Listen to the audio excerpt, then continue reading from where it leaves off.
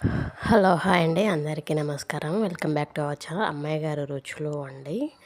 ఈరోజు నేను మరొక రెసిపీతో అయితే మేము ముందుకు వచ్చానండి. ఏంటి అంటే ఆలు బెండి ఫ్రై అండి. ఆలు బెండి ఫ్రైని ఎలా తయారాలో నేను చూపిస్తాను.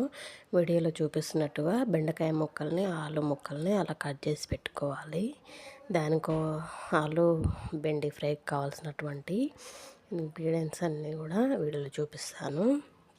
అది ఎలా తయారు చేయాలంటే ముందుగా నేనైతే ఒక కడాయి తీసుకొని స్టవ్ మీద పెట్టేసి వేడయ్యాక దాని ఫ్రైకి సరిపడినంత ఆయిల్ అయితే యాడ్ చేసుకున్నాను.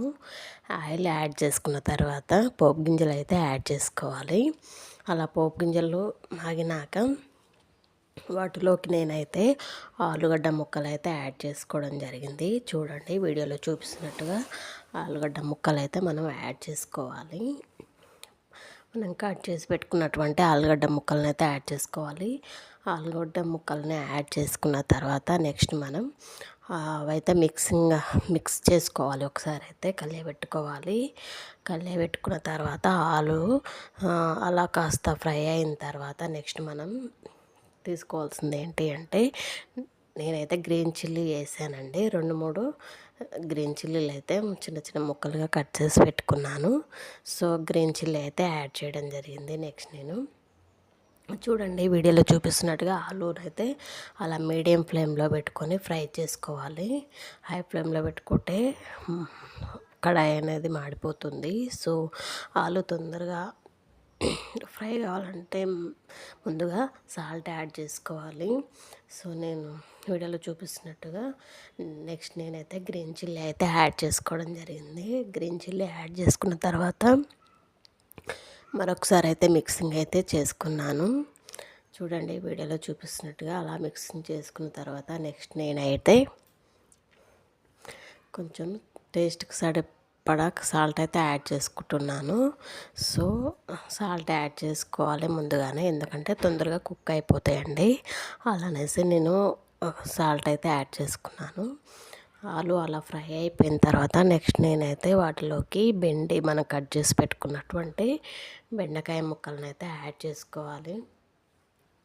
చూడండి, వీడియోలో చూపిస్తున్నట్టుగా అలా ఆలు అయితే కాస్త ఫ్రై అయిన తర్వాత చిల్లీ యాడ్ చేసుకోవాలి. చిల్లీ యాడ్ చేసుకున్న తర్వాత నెక్స్ట్ నేనైతే బెండకాయ ముక్కలను అయితే యాడ్ చేసుకున్నాను.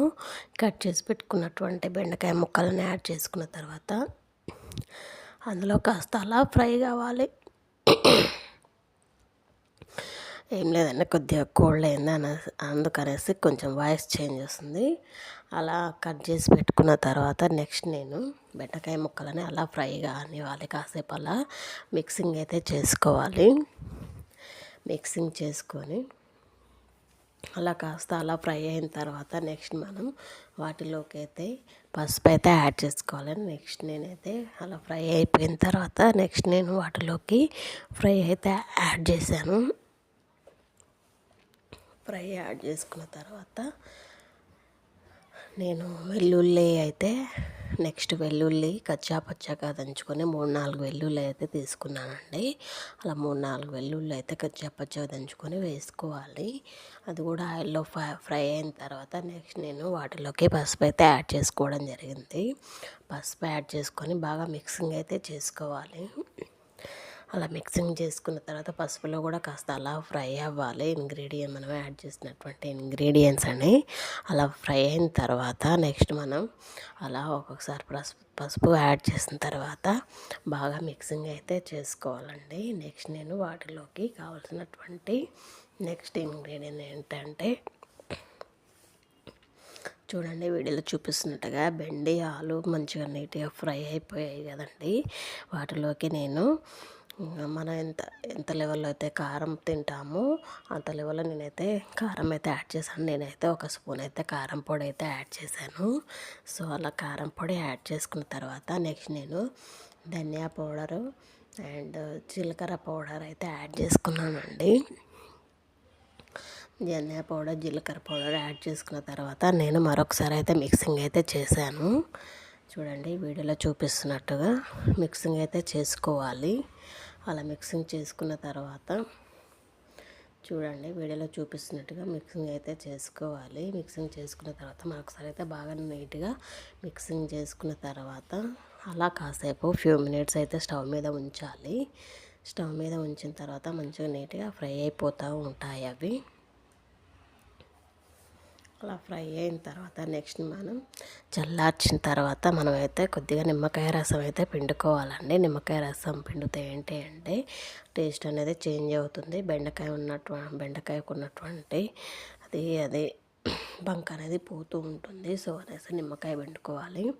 నెక్స్ట్ నేను ఫినిషింగ్ టచ్లోకి కొత్తిమీర, కరివేపాకు 2-3 ఆకులు అయితే పుదీనా వేసుకున్నానండి. పుదీనా కూడా వేసుకుంటే బాగుంటుంది టేస్ట్. అలా అనేసి పుదీనా యాడ్ చేశానండి. నెక్స్ట్ నేను వాటిలోకి ఇంగువ యాడ్ చేశాను. ఇంగువ యాడ్ చేసుకున్న తర్వాత నెక్స్ట్ నేనైతే కాసేపు అలా ఫ్రై అవ్వనిచ్చాను. ఫ్రై అయ్యాక లాస్ట్ మూమెంట్లో మనం ఫినిషింగ్ టచ్లోకి నిమ్మరసం అయితే పిండుకోవాలి. ఇదండి ఈరోజు రెసిపీ. వీడియో చూసిన వాళ్ళు ఎవరు కూడా ఛానల్ని సబ్స్క్రైబ్ చేసుకోవట్లేదండి. సబ్స్క్రైబ్ చేసుకోండి ప్లీజ్. లైక్ ఇవ్వండి, షేర్ చేయండి. మీరు ఇచ్చే లైక్ వల్లనే వీడియో అనేది రికమెండేషన్ అవుతుంది. సో వీడియో అనేది లైక్ చేయండి, షేర్ చేయండి. ఛానల్ని కూడా సబ్స్క్రైబ్ చేసుకోండి please. Thank you all of you support me. Thank you.